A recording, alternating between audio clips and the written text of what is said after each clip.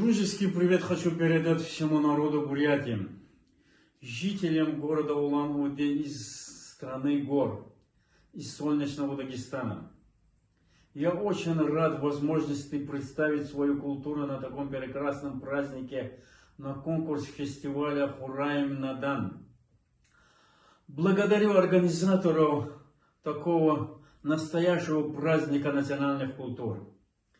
Это очень ценно и значимо должно быть для каждого человека. Выражаю искреннюю признательность всем, кто причастен к его проведению. А конкурсантам желаю удачи и творческих побед.